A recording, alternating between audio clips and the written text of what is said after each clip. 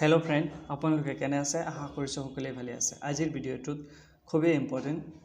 এমসিকিউৰ লগতে আমি concept wise আমি সোশ্যাল স্টাডি অৰ্থাৎ সোশ্যাল সায়েন্সৰ ওপৰত ভিডিওটো লৈ আহিছো গতিকে আপোনালোকে ভিডিওটো শেষলৈ চাব প্ৰথম প্ৰশ্নটোই আপোনালোকত এমসিকিউ আছে জয় জৱান জয় কিষাণ স্লোগানটো কোনে দিছিল গতিকে উত্তৰ লাল বাহাদুৰ শাস্ত্ৰী গতিকে আমি আপোনালোকৰ কনসেপ্ট ওয়াইজ ভিডিওটো দেখুৱাম আৰু আপোনালোকে ভিডিওটো চাব 10 মিনিটৰ ভিডিও হয় বেছি লম্বা নকৰিম অলপ স্পিডত যাম গতিকে যিসকল ক্যান্ডিডেটে এবাৰ ডিএলএড দি আছে এন্ট্ৰেন্স দিব ডিএলএড এন্ট্ৰেন্স দিব আৰু তেওঁলোকৰ কাৰণে মোস্ট ইম্পৰ্টেন্ট ভিডিও হয় আৰু তাৰ সিলেবাসৰ পৰাই এই আমি ভিডিওটো তুলি ধৰা হৈছে আৰু যিসকল এডিআৰই 2 দি আছে গেট 4 গেট 3 তেওঁলোকৰ কাৰণে most important video for any exam গতিকে বলক দেৰি নকৰাকৈ আমি ভিডিওটো ষ্টাৰ্ট কৰো তো प्रथमे साक सोशल साइंस तो आम प्रथमे जी सोशल साइंसर जी आम हेरी सिलेबास दिया से हेरी 1942 जी भारत टेक आंदोलन तार ऊपर आम विषयखिनि आलोचना प्रथमे आम चाम भारत स्वाधीन केতিয়া हल भारत स्वाधीनता आंदोलन आसिल ब्रिटिशर जी उपनिवेशिक शासনৰ পৰা স্বাধীনৰ ভাবেহে भारत दीर्घ দিনীয় এটা সংগ্ৰাম কৰি কেইবাটাও দশক ধৰি চলিছিল আৰু সেই আন্দোলনতে ভাৰত উল্লেখযোগ্য ভূমিকা পালন কৰিছে আৰু বিভিন্ন ব্যক্তি সংগঠন অনুষ্ঠানে 1947ত সনৰ 15 আগষ্ট দেশখন অৱশেষত স্বাধীনতা লাভ কৰাত অৰিহণা যোগায় গতিকে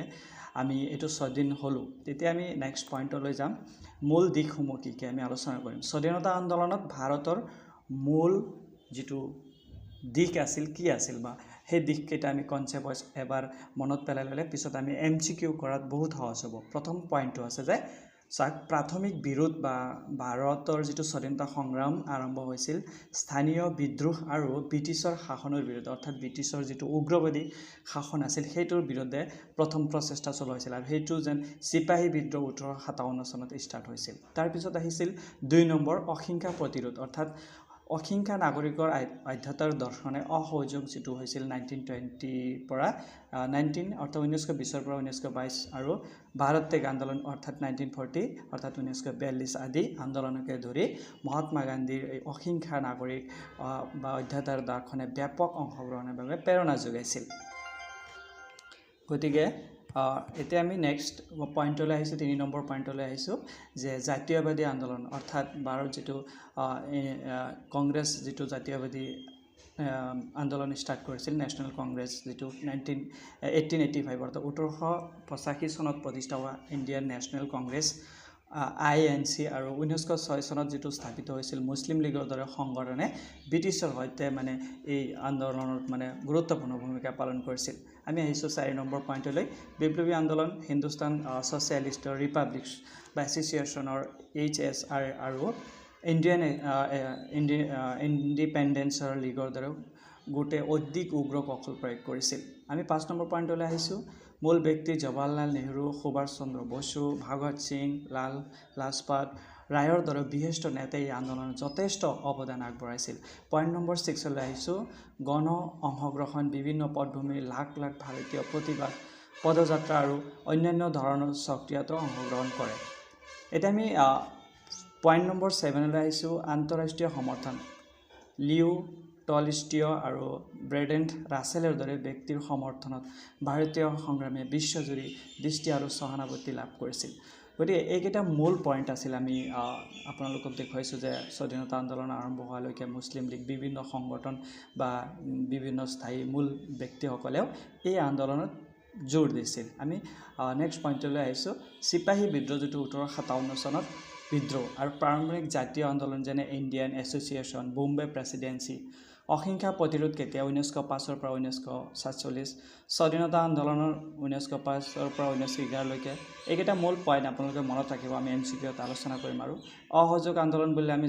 জানোই যে 1920 পৰা 1922 নিমক যেটো দণ্ডি যাত্ৰা 8 মাৰ্চ 1930 ভাৰত ত্যাগ আন্দোলন 1942 মহাত্মা গান্ধীৰ নেতৃত্বত হৈছিল জাতীয়বাদী আন্দোলন যেটো জাতীয়বাদী অৰ্থাৎ কংগ্ৰেছ যেটো আছিল হেতু জাতীয়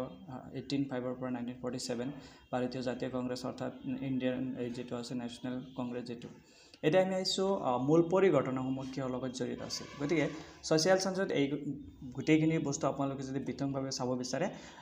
গুগলত এটা পইণ্ট মাৰিব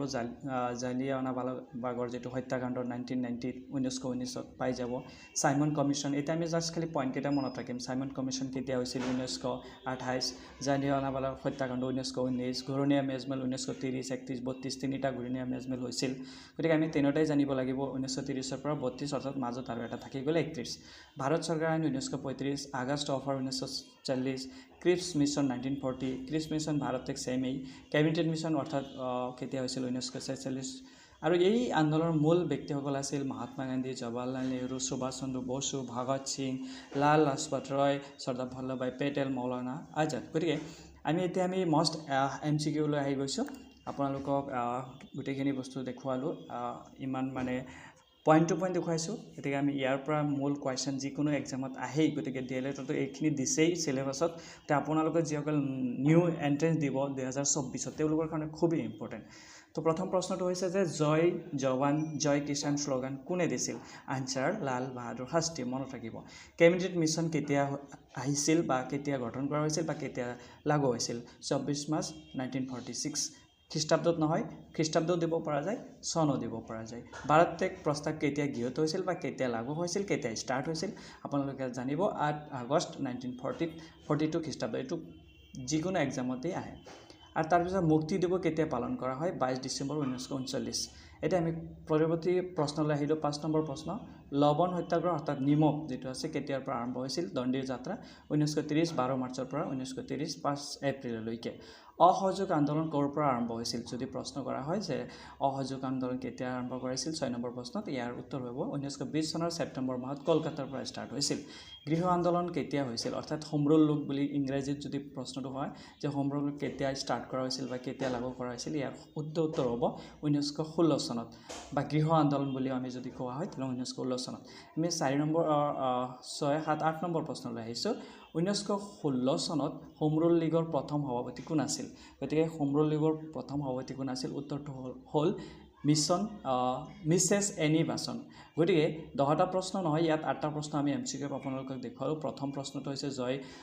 কিষাণ শ্লোগান কোনে দিছিল লাল বাহাদুৰ শাস্ত্ৰী এইটো মনত ৰাখিব এনি এক্সামত আহে কেবিনেট মিছন কেতিয়া গঠন কৰা হৈছিল 24 মাৰ্চ 1946 কুৱেশ্যন নম্বৰ 3 ভাৰত প্ৰস্তাৱ বা ভাৰত ত্যাগ আন্দোলন কেতিয়া হৈছিল 8 আগষ্ট 1942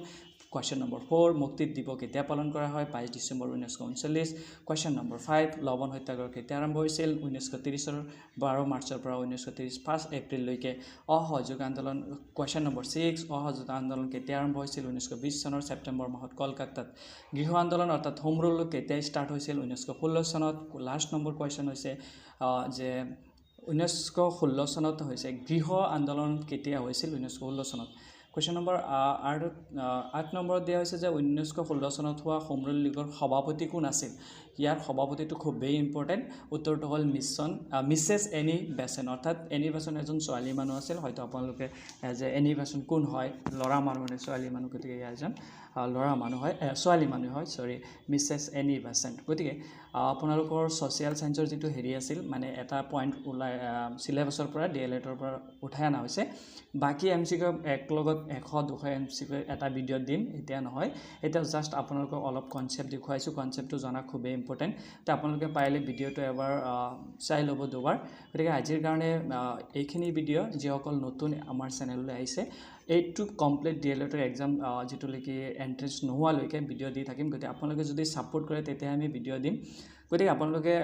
ভিডিঅ'টো লাইক কৰিব এণ্ড চেনেলটো যদি আপোনালোকে নতুন হয় ছাবস্ক্ৰাইব কৰিব থেংক ইউ বাই বাই আৰু এটা নতুন ভিডিঅ' সৈতে আপোনালোকক লগ পাম আশা ৰাখিছোঁ থেংক ইউ বাই বাই